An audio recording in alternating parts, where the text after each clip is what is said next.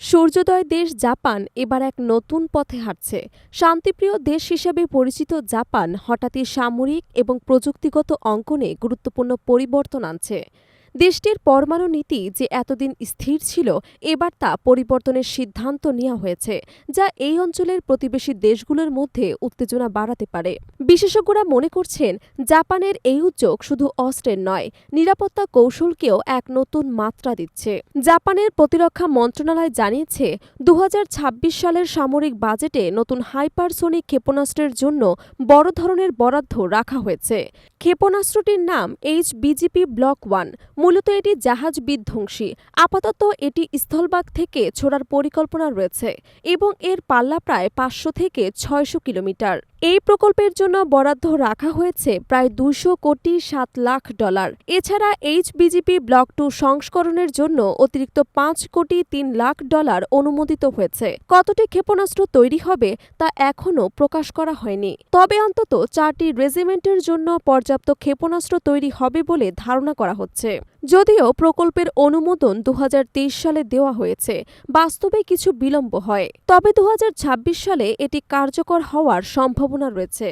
HBGP block 1 একটি ballistic ক্ষেপণাস্ত্র, যা গ্লাইড পদ্ধতি ব্যবহার করে লক্ষ্যবস্তুতে আঘাত হানে। এটি তৈরি করছে জাপানের শীর্ষ দুটি বিমান প্রযুক্তি প্রতিষ্ঠান IHI এবং মিৎসুবিশি হেভি ইন্ডাস্ট্রিজ। চলতি বছর জাপান প্রথমবারের মতো নিজস্বভাবে তৈরি জাহাজ বিধ্বংসী সুপারসোনিক ক্ষেপণাস্ত্র ASM-3 যুদ্ধবিমানে যুক্ত করছে। এটি বিদ্যমান সাবসোনিক ক্ষেপণাস্ত্রের প্রতিস্থাপক। বিশেষজ্ঞরা বলছেন, মাত্র ৮ বছরের মধ্যে স্বল্প পাল্লার ব্যালিস্টিক ক্ষেপণাস্ত্র তৈরি করা জাপানের সামরিক সক্ষমতার প্রমাণ। জাপানের এই উদ্যোগ প্রতিবেশী দেশগুলোর মধ্যে নতুন নিরাপত্তা জটিলতা তৈরি করতে পারে, বিশেষ করে চীন এবং উত্তর কোরিয়ার সঙ্গে সম্পর্কের ক্ষেত্রে নতুন ধরনের কৌশলগত উত্তেজনা দেখা দিতে পারে। তবে যুক্তরাষ্ট্রের সঙ্গে জাপানের মিত্রতা জোরদার হওয়ায় আঞ্চলিক সামরিক ভারসাম্য পরিবর্তিত হতে পারে। বিশ্লেষকরা মনে করছেন, জাপান প্রযুক্তি ক্ষেত্রে ইতোমধ্যেই অগ্রগামী।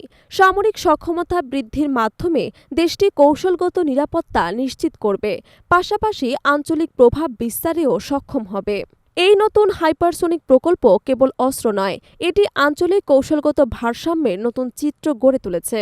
এখন দেখার বিষয়, প্রতিবেশী দেশগুলো কতটা প্রস্তুত এবং কৌশলগত প্রক্রিয়া দেখাবে।